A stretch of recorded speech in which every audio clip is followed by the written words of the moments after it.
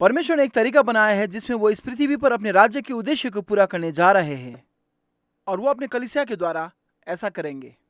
तो इस स्तंभों में महत्वपूर्ण विषय में से एक ये है कि परमेश्वर वास्तव में अपनी कलीसिया निर्माण कैसे करते हैं।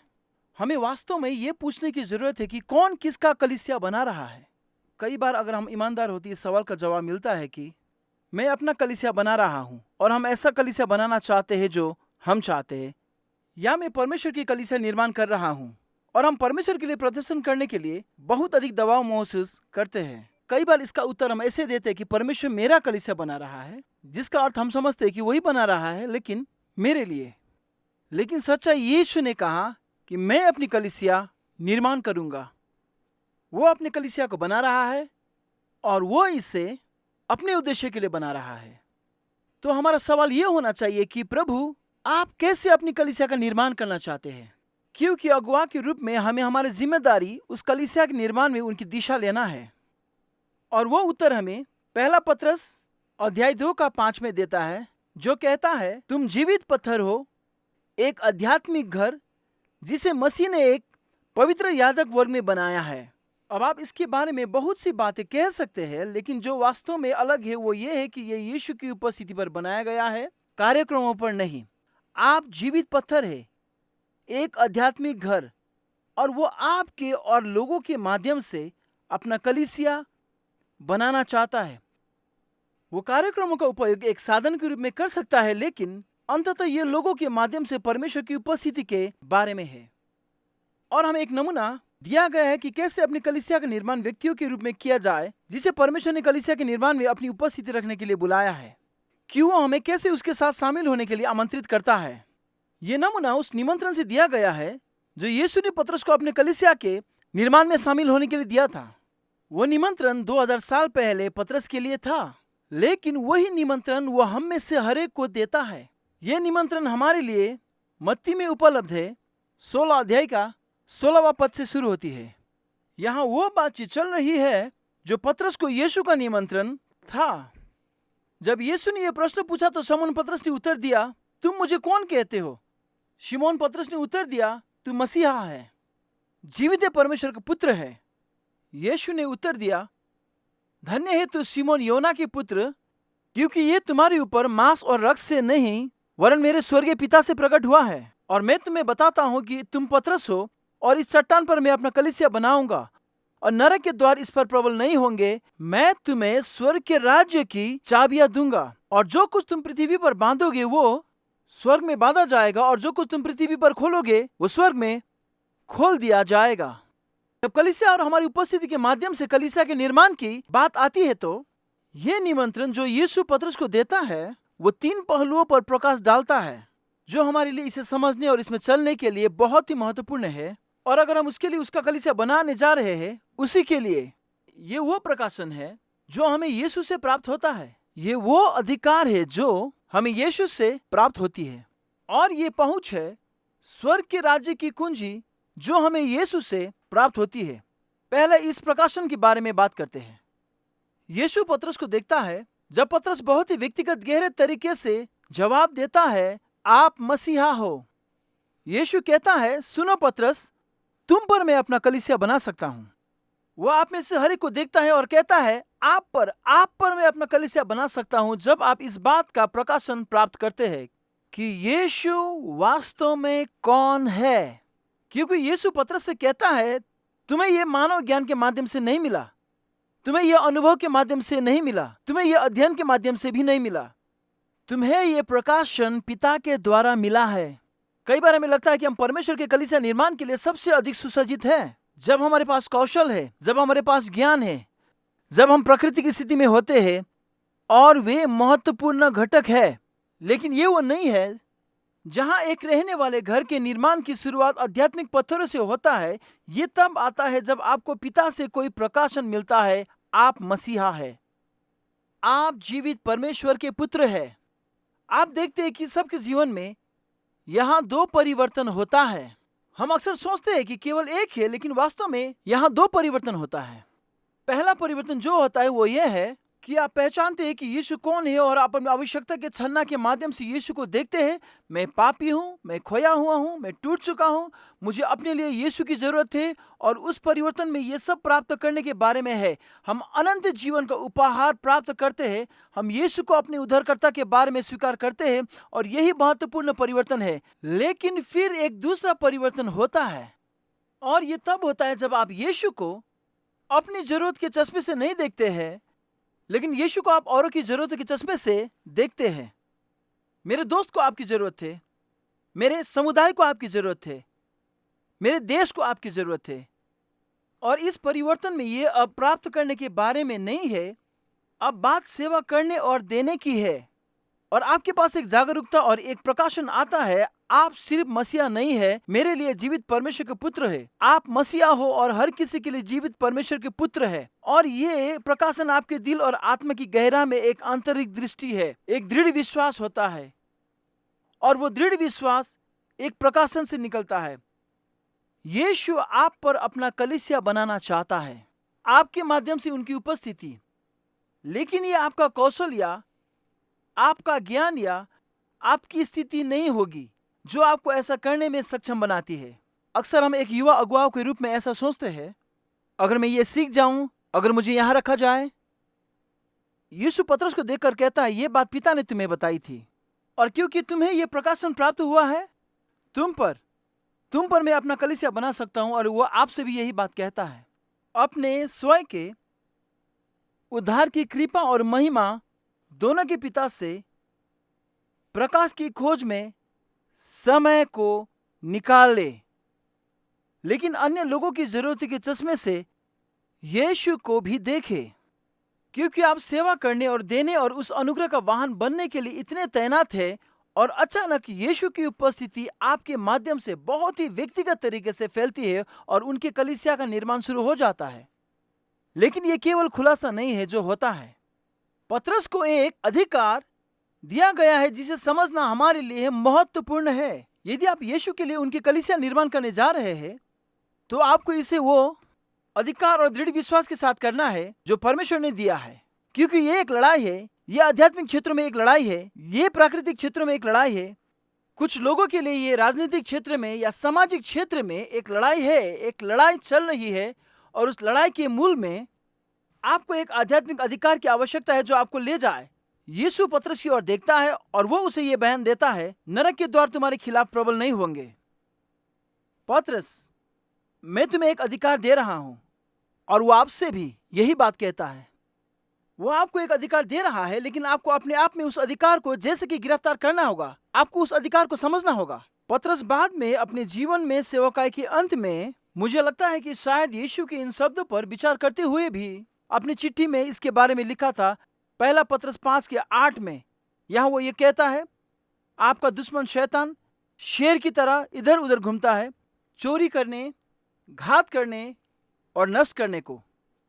मुझे आश्चर्य है कि क्या पतरस के पास व्यक्तिगत अनुभव से ऐसा था। मुझे आश्चर्य है कि क्या ऐसे क्षण थे जब उन्होंने यीशु के उठाए जाने के बाद सेवकाई शुरू की थी, जब उन्हें उस अधिकार को प्राप्त करना था जो प्रभु ने उन्हें दिया था। क्योंकि दुश्मन एक तरह से आरोपों और धोखे के माध्यम से काम करता है जो बाइबल पहले से हमें बताती है। और वे आरोप और धोखे हमारे दिमाग में और हमारी आत्मा में खोजते हैं और हमें उन पर अधिकार लेना होगा। हर विचार को कैद में रखे। अगर आप उसका कलीसिया बनाने जा रहे हैं, आपको उस अधिकार को अपने भीतर, अपने विश्वासों में, अपनी समझ में, अपनी आत्मा में स्थापित करना होगा। आपको वो अधिकार स्थापित करना होगा ताकि आप अपने दिल और दिमाग को दुश्मन से बचा सके।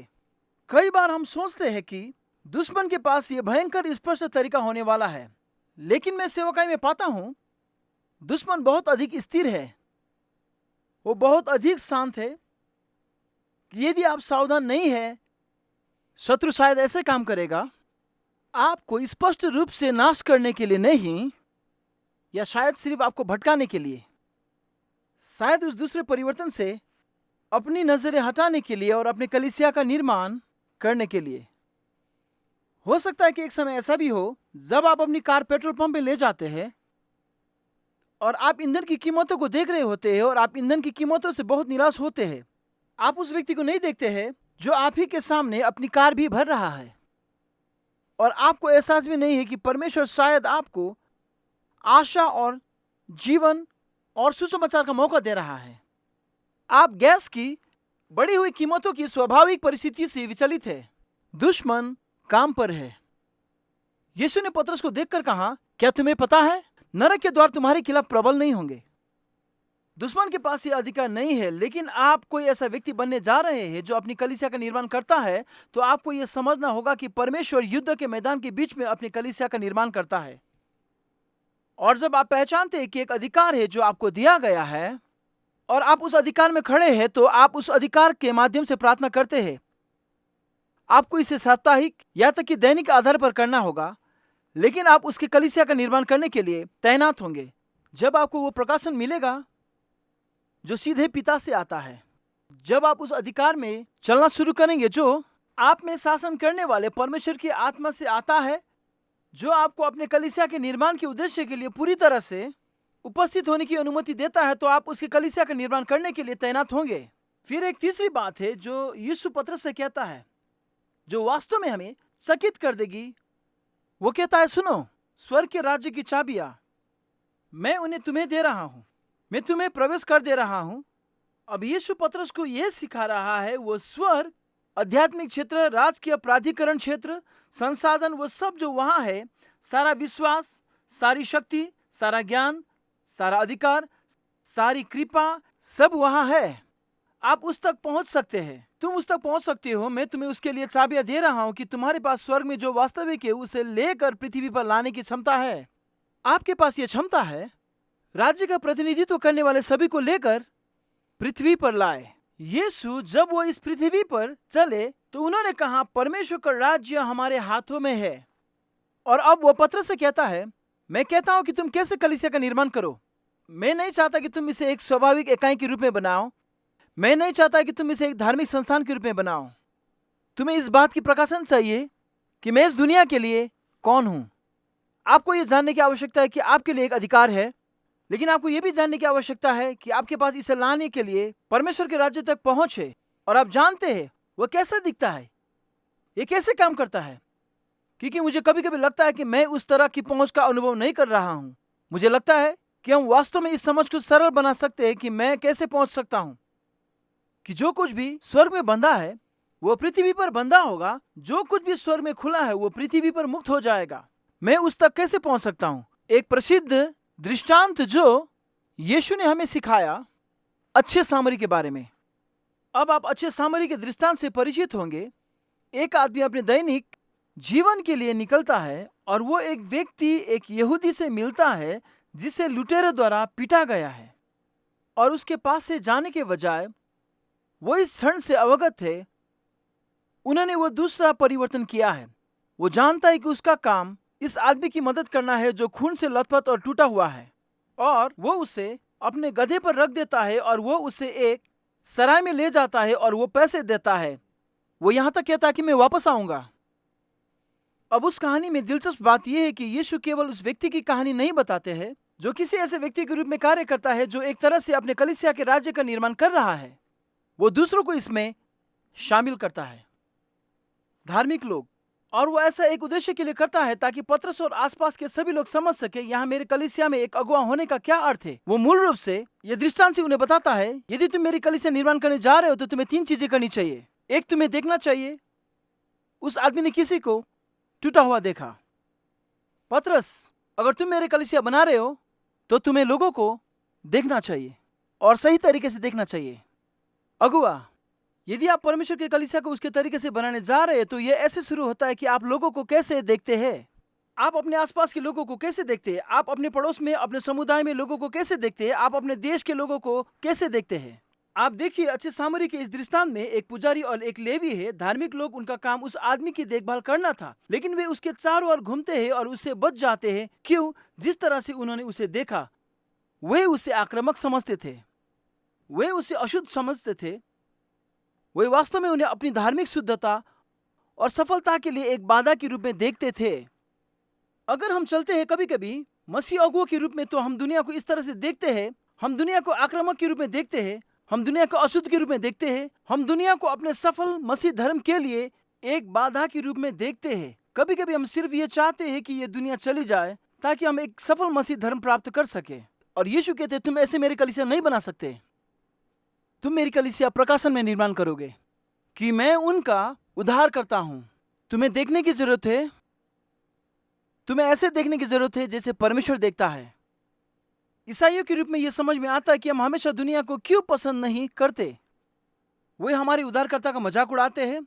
हमें उनकी नैतिकता और मूल्य पसंद नहीं है। हमें भ्रष्टाचार और बुराई पसंद नहीं है। वे एक दूसरे को चोट पहुंचाते हैं, वो हमें पसंद नहीं है। लेकिन कभी कभी दुनिया को पसंद ना करने से यह हमें दुनिया से दूर करके दुनिया भर घूमने का कारण बनता है। अगर आप उसकी कलीसिया बनाने जा रहे हैं, ये यहां से शुरू होती है कि आप दुनिया को कैसे देखते हैं। परमेश्वर से ये मांगे कि हमें परमेश्वर की दृष्टि मिले। ये आपको उसकी कलीसिया का निर्माण करने और हमारे खोए हुए संसार को आराम देने के लिए प्रकाशन, अधिकार और पहुंच की अनुमति देता है। फिर ये आदमी, वो सिर्फ आदमी को नहीं देखता है, फिर वो निश्चित रूप से उस आदमी की मदद करता है। यहाँ पर इस आदमी के पास सभी प्रकार की जटिल समस्याएं हैं। जाहिर है उसे शारीरिक समस्या है, उसे लुटेरे द्वारा पीटा गया है, इसलिए वो खून से लथपथ है और वो टूट गया है। उसी आध्यात्मिक समस्या है। जिन लोगों को उसे आध्यात्मिक रूप से मदद करनी चाहिए वे उसके चारों ओर घूमते हैं। वो आध्यात्मिक रूप से सहायता से वंचित है और उनकी एक सामाजिक समस्या है। उस समुदाय में क्या चल रहा है जहां लुटेरों को यह अनुमति है कि लोगों को पीट कर सड़क पर मरने के लिए छोड़ देते। जब हम अपने आसपास की दुनिया के टूटे हुए हालात को देखते हैं तो ये जटिल हो जाता है। उनके पास समस्याओं की परतें हैं। उन्हें आध्यात्मिक समस्याएं और सामाजिक समस्याएं और शारीरिक समस्याएं हैं। परमेश्वर आपसे उनकी सभी समस्याओं का समाधान करने के लिए नहीं कह रहे हैं। वो आपसे उन्हें देखने और इसके बारे में जागरूक होने और इस समझने के लिए कह रहा है कि उनका कलीसिया उनकी जरूरतों को पूरा करने के लिए है। मुझे लगता है कि इस दृष्टांत में यह महत्वपूर्ण है कि एक सराय ठेकेदार हो।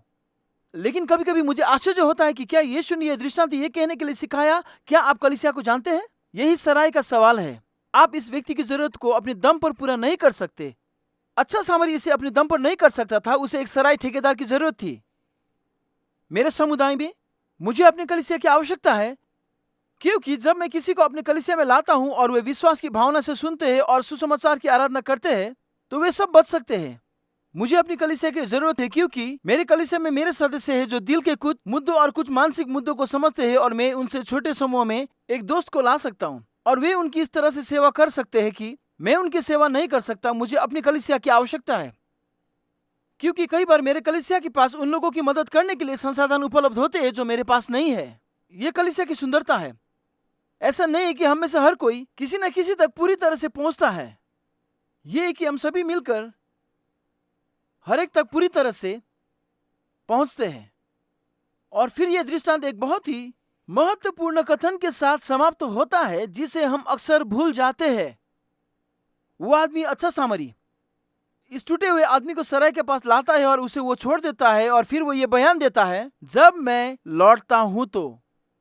अच्छा सामरी ये जानता है कि उसका काम केवल इस आदमी की मदद करके नहीं किया जा सकता है। वो कौन है? ये सिर्फ इस समय के काम के बारे में नहीं है, बल्कि ये उसकी पहचान के बारे में है। यीशु पतरस की ओर देखता है और ये कहता है, तुम पर मैं अपनी कलीसिया निर्माण कर सकता हूं क्योंकि तुम्हारे पास प्रकाशन है, तुम्हारे पास अधिकार है, मैं तुम्हें प्रवेश दे रहा हूं। ये वही है जो तुम हो जब मैं लौटता हूं। क्या ये एक ऐसा सवाल है जो आप अपने समुदाय, अपने पड़ोस को देखते हुए पूछते हैं? जब आप अपने देश को देखते हैं, जब आप दुनिया को देखते हैं और आपको एहसास होता है कि ये मेरा काम है और ये मेरी पहचान है। यीशु ने कहा, मैं अपनी कलीसिया का निर्माण करूंगा और वो हमारे माध्यम से, अपनी उपस्थिति के माध्यम से ऐसा करता है। और वो कहता है, दुनिया के सामने प्रकाशन प्राप्त करे कि मैं कौन हूं। आपके पास जो अधिकार है उसे जान ले क्योंकि आप एक युद्ध में हैं और जानते हैं कि आपके पास पहुंच है और स्वर्ग के राज्य की कुंजी। जैसा कि आप जीवित रहते हैं, एक खोई हुई दुनिया को अनंत काल और परमेश्वर की चंगाई की, उद्धार की कृपा में लाते हैं और उसका कलीसिया बनाया गया है, एक आध्यात्मिक घर, उसकी महिमा के लिए जीवित पत्थर। क्योंकि आप पतरस की तरह जिन पर वो अपना कलीसिया बना सकता है, वो आज आपको देखता है और ये कहता है, तुम पर मैं अपनी कलीसिया बना सकता हूं।